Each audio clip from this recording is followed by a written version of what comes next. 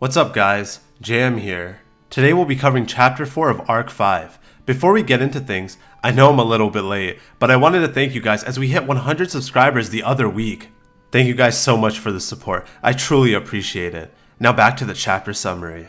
Chapter 3 of Arc 5 concludes with Subaru visiting the comatose Rem and telling her about the events of the previous two chapters. Chapter 4 opens with Emilia and Roswaal discussing the meeting with Joshua.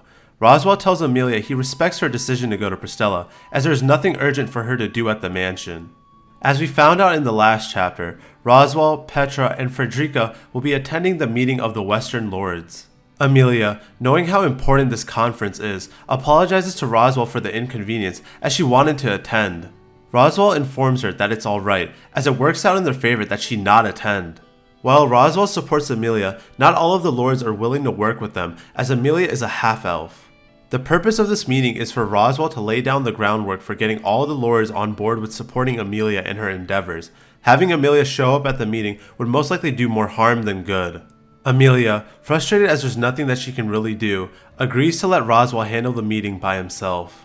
Subaru, wanting to step in and check Roswaal for his sarcastic tone, recalls how even though he's using that tone, it's much better to when he did not see Emilia as an equal and kept her away from all political matters. Subaru decides against calling Roswaal out and asks him who will be staying in the mansion, assuming Petra will be going to the meeting. Roswaal, smiling, informs Subaru that Anne Rose will be attending and that there shouldn't be any issues if Clint is there, considering his favoritism for Petra. I don't know about you guys, but I wouldn't fist bump people like Clint. Roswaal follows up by mentioning that he plans on leaving Frederica behind as she isn't fond of Clint. I wonder why. He then looks to Ram, asking her on what she plans on doing. While Ram is still a simp for Roswaal, she has downgraded her subscription from a tier 3 to a tier 2. She is now more vocal about her desires towards him. Their relationship isn't as one-sided as it used to be. Subaru notes that the dependent atmosphere around them is gone. Instead, it feels as if they understand one another now. Subaru then mutters to himself, saying, "You say as you desire, but it's totally your desires talking." Ram, overhearing this, was not pleased and threatens to turn his eyes into paste for staring and making remarks at her.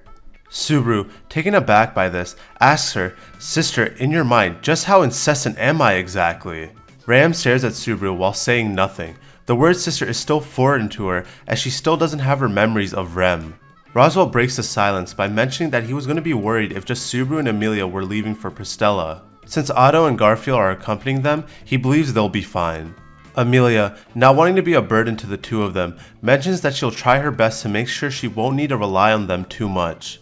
Subaru chimes in, telling Emilia not to worry as he'll handle Anastasia or Julius, as there's a chatty witch who taught him about dodging important topics in conversations. Emilia, a bit hesitant, doesn't think it's something that Subaru should be bragging about. Subaru gives her a thumbs up with a big grin on his face. Emilia knows he's joking though, after knowing him for over a year at this point. Roswaal turns to Beatrice, asking her if he can trust that she'll look after Subaru and Emilia. Beatrice, annoyed by his question, tells him, "Of course in fact, you can't rest easy about any of these people were Betty not with them, I suppose." We then cut to Joshua and Mimi preparing to depart from the Roswaal mansion. Joshua tells Emilia to ask for the Sea Sylph Lodge once they arrive in Pristella, as that is where Anastasia is currently residing. Garfield wishes Mimi well. Mimi returns the favor and tells him that she can't wait to see him there, so he better come. Garfield tells Mimi not to worry as his amazing self will be going for sure. During Mimi and Joshua's time at the mansion, Mimi started to take a liking to Garfield, even calling him Garf out of nowhere.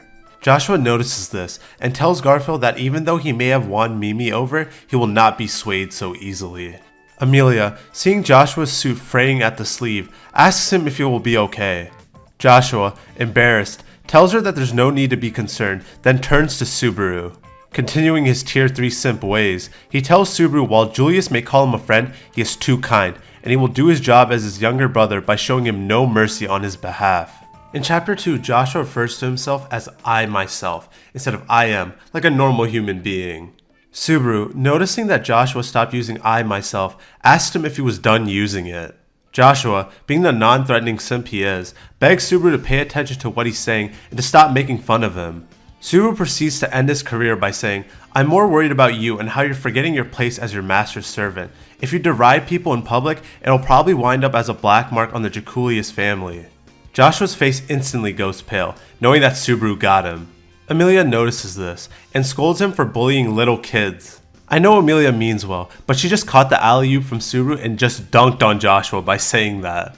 Joshua immediately apologizes to Subaru for his rudeness. Subaru tries to start criticizing Joshua some more, but Emilia quickly grabs and yanks his ear. Seeing tears rise from Subaru's eyes, Joshua is satisfied and gets inside of their dragon carriage. Subaru, after recovering from Emilia's assault, looks at Joshua's dragon carriage and wonders if this world has a form of horse racing.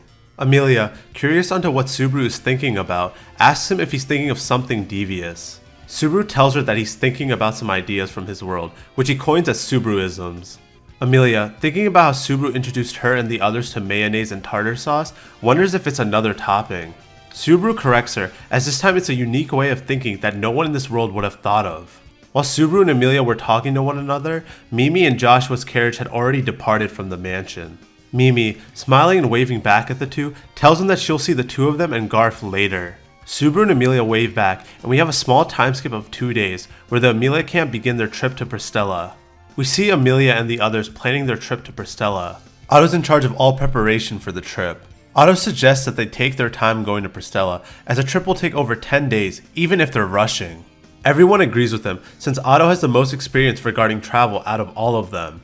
Otto informs the group that they will be taking Frou-Frou and Patrash as their Earth Dragons. Since the carriage's load is too heavy for one, along with taking the bare minimum of emergency supplies as a result of not taking any rest stops. Garfield chimes in, mentioning that it's not good for everyone to sit in the carriage the entire trip. Otto tells him he's always free to jump out of the carriage and run to Pristella. The always naive Emilia, not used to Garfield and Otto's banter with one another, actually believes that Garfield will jump out of the carriage to run. After the shenanigans are over, the group of Subaru, Emilia, Beatrice, Garfield, and Otto begin their trip to Pristella. It goes pretty smoothly. There are some bumps here and there though, such as crossing borders into non-Mathers territory. They solve the issues rather quickly by showing the Mathers family crest or showing that Emilia is with them. Thankfully, they didn't run into anyone who had issues with Emilia's heritage. However, they did encounter some wild dogs and mob beasts which tried to attack them. With Garfield's amazing self present, they didn't have to worry as he would scare them all off. Naturally, Otto would be the driver out of the group, but during the time skip between Arc 4 and Arc 5, Subaru learned how to drive a carriage with Patrash. Beatrice, sitting next to Subaru who's holding the reins, mentions how Patrash is a pretty decent dragon. Subaru, a little annoyed, asks Beatrice to focus more on helping him with the reins instead of being condescending towards the friendly Patrash. Beatrice does her classic pout and stands her ground, refusing to do anything with the dragon as she is glaring at her and calls Subaru out for lying about Patrash's friendly nature. Subaru, not pleased with Beatrice's attitude, tells her he will never let anyone badmouth either Patrash, Emilia, Rem, or herself. Beatrice and Subaru begin arguing with one another. Beatrice, trying to escape into the carriage, is grabbed at the back of her collar and is placed back onto Subaru's lap. Subaru decides to tickle the struggling Beatrice. While Beatrice is laughing and moving around frantically, a strand of her hair brushes Subaru's nose, causing him to sneeze dramatically, and the carriage swerves. Otto pokes his head out of the carriage, telling him to focus on driving, otherwise the windbreaker blessing will come undone, resulting in motion sickness for everyone. Subaru apologizes and tries to blame Beatrice for having too much fun. Beatrice, angry that she's being thrown under the carriage by Subaru, tells him to not pin it on her and tries to defend herself until she's cut off by Subaru's tickling. Otto sighs as he knows there's nothing much he can do, while Emilia giggles at the two, mentioning how she never thought Subaru and Beatrice would be so close. Otto, who's only seen Beatrice after Subaru made a contract with her, finds it hard to believe that the two weren't always like this. Otto turns to Emilia as they need to discuss an important matter. Otto is finally showing us he's worthy of his title. The matter he wishes to discuss with Emilia is the goals of the Anastasia faction and what are their responses to them. Otto opens the discussion by mentioning how the first of the 3 years in the selection have passed. They need to focus on laying the groundwork before going any further. Once that's done, they will try to gain the support of more lords at the meeting of the Western Lords. Emilia is far behind politically compared to the other candidates, aside from Felt potentially, and having good relationships with the lords due to her being a half-elf. Once they have done that, Emilia should have been all but caught up with her opponents. Emilia asks Otto where Anastasia is sitting in the polls right now. As we know, Emilia is still very naive. Roswaal and Otto both know this, and that is why they have been focusing on training her to be a politician during the time skip. Otto begins breaking down the current support for each of the candidates. Before the election began, the favorites were Krush and Anastasia, understandably so, while the other three were seen as space fillers. Emilia understands what he means. However, Otto gives her good news that common opinion regarding the other three factions have changed over the course of a year due to their achievements. The biggest achievements for the Emilia camp were the defeat of Sloth and the White Whale. While Krush and Anastasia's factions were there as well, Krush has gone out of her way to give credit to Subaru in public, giving more public attention towards the Emilia faction. Even with these feats, Emilia's heritage still hinders her in the eyes of the public. Otto then brings attention to the Pristella and Felt factions, which have made great strides. Pristella, who had inherited land from her deceased husband Leap, improved relations with the bordering nation, the Valachian Empire, who had been hostile towards Lugunica for over a millennium. She even began renovating lands that had been ruined by war. These achievements, along with her good looks, made her popular in the southern parts of Lugunica. Felt, another candidate who had all odds stacked against them, had Reinhardt and all the territory of the Astrea family. However, having Reinhardt as her knight did not score her any points in the eyes of the public, rather causing many lords, including those in the Astrea domain, to distrust her. Felt, who had declared she hated the current system and will destroy it, proceeded to recruit those who had resigned from office or were commoners on the street. Around this time, the rumors about her having royal blood began spreading around. All this combined resulted in her being viewed as a viable candidate for the throne. After recapping the current standings for the election, Otto tells Emilia that the only thing their faction has over the others is their achievements, while the others have a stronger foundation. He does mention if their achievement against the Great Rabbit was recognized by the public, that they most likely wouldn't have to worry too much. Emilia, remembering the conversation she had with Subaru a few days ago, tells Otto that he's saying the same things as him and that maybe it's safe to assume that they're in the middle of the standings. Otto, agreeing with her, then mentions there have been changes to the Krush faction, ones that are to their benefit. Emilia is confused on what they are. Otto then continues as Krush seems to be a different person now. She is no longer the stern person that many knew her as, instead coming off as soft. As a result of this, rumors began spreading around that she was just putting up an act and this is who she really is. Krush's faction has been losing a lot of support recently, losing the advantage they had at the start of the election. Otto, not knowing why Krush seemed to be a completely different person now, warns Emilia to be careful. Emilia understands, but can't help but feel bad for her rivals such as Krush. Otto tells her not to worry about it too much and that they'll be able to talk about it more in the future. Emilia agrees and thanks Otto for looking out for her. Once that is out of the way, Otto moves on to the next topic, the Anastasia faction and their goals. Currently the Anastasia faction does not have a base in Lugunica. This makes sense as Anastasia is from Kararagi. They do have the backing of important merchants from there though. A result of Anastasia's growing influence in Lugunica are the new stores being opened up by Kararagi merchants who support her faction. Otto mentions that out of all the candidates, Anastasia has the most amount of money and resources at her disposal. Otto follows up by mentioning that Anastasia's faction is the one they should be the most worried about. Not to mention his feelings about winding up in their debt by accepting the invitation. Emilia, feeling bad for accepting the invitation, apologizes to Otto for acting rashly during the meeting with Joshua. Otto forgives her as long as she will never do anything careless like that again. Otto, I'm so sorry, but knowing Emilia, it's going to happen again. Deep down, Emilia is glad that Otto and Roswaal are involving her in the political side of things. However, she can't help but feel overwhelmed by it all. Which is fair, as she's still very young mentally and still needs to learn a lot about the world. Otto, realizing how Emilia must feel about all of this, tries comforting her by mentioning that she doesn't need to do it all alone as she has everyone here to rely on. Emilia smiles and tells Otto that he sounds just like Subaru. Otto panics as he worries that his time with Subaru has infected him. Subaru, overhearing all of this while driving, asks Otto what is he talking about with Emilia and that he better not be stealing Emilia's smiles from him. Otto, worried about Subaru hearing them, doesn't answer back while Emilia continues to smile. Otto gives her a defeated smile back. Subaru, not pleased by not hearing back from Otto, tells Beatrice to take the reins as he goes in. Beatrice begins screaming that she doesn't know how and the carriage will flip over. Otto, hearing this, realizes that he'll need to take over driving from Subaru. As he gets up to go, Emilia calls him and says, I know I'll cause some problems, but I'll still do my best. I'm counting on you. Otto smiles and steps to the driver's platform. We then have another small time skip where Emilia and the rest of her faction have finally arrived at Pristella. And that sums up Chapter 4 of Arc 5. This was a very informative chapter. We were able to learn more about where the current factions stand in the eyes of the public and what they had done during the time skip between Arc 4 and Arc 5. I love it when Tappei gives us more world building. It's natural and doesn't feel forced. Not to mention, I actually want to learn more about these characters.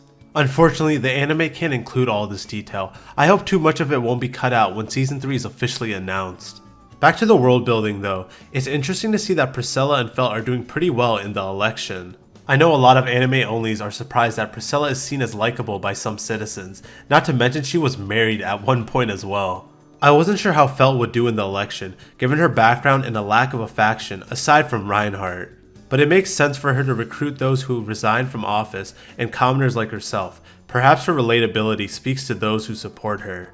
I'm glad to see that this isn't a one-sided race and that either candidate has a very good chance of winning it all. I look forward to seeing more of the other factions. We also learned more about the Emilia camp's game plan for winning the election. After not being involved in politics at all, Roswaal and Otto have been focusing on getting Emilia to be a capable politician as fast as possible. I think it's smart for the Emilia faction to secure the support of local lords and convince everyone that Emilia is not the devil that some believe her to be, since achievements will naturally come to them with Subaru's main character status and return by death. I look forward to learning and seeing more about this world's politics. It's very interesting to read about, just like overlords. I wonder what the Emilia camp will have to face in Pristella and how possibly being in Anastasia's debt will hurt them going forward. She might want some of their resources, such as the mining fields. Or she might want them to take care of a potential threat, given their achievements. Personally, I'm just glad that we're getting more interactions with other factions, as I want to learn more about the other groups and their members. I wonder what will happen now that Subaru and the others have arrived at Pristella. I'm interested to hear what you guys think. Let me know in the comment section down below. Alright, now to get into 3 comments of the last video's comment section. The first one comes in from Abhishek Venkat. I apologize if I said that wrong. They said, there's a lot of content on Clint in the side stories, which in my opinion has spoiled a lot of things about him. I should have waited to see what he did in the main story first. Clint is certainly an interesting character. We've seen him mentioned here and there in Arc 5. Subaru describes him as a weird but strong character. Maybe he's like Sebastian from Black Butler? Regardless, I haven't read all the side stories yet, but I'm curious about what was spoiled in there when I eventually cover them on the channel. The next comment comes in from SpiderWill16. They said, great video, really enjoying these with your own humor in there. Makes it better than a simple recap. Thank you. As always, I appreciate all of your guys' support. I'm glad you enjoy the humor I sprinkle in throughout the chapter reviews to spice things up. I don't want to just read out the chapters word for word to you guys like an audiobook. So I do my best to sum up the chapters, so it can also be used as a refresher instead of having to dig through pages and pages to remember what happened. The final comment comes in from Flugel the Sage. They said, nice work man, also you can use the light novel illustrations too, that would help people to visualize clearly. Thank you, I plan on using light novel illustrations very soon, now that we are in Pristella. With that being said, if you have any new theories, predictions for the next chapter, or feedback for me, I'd love to hear about them in the comment section down below. I'll be reading all of the comments, then responding to and discussing 3 to 4 comments in the next video. I plan on covering each chapter of Arc 5 and all future arcs. If you don't want to miss out, please consider subscribing. Thank you for watching and I hope you have a great day.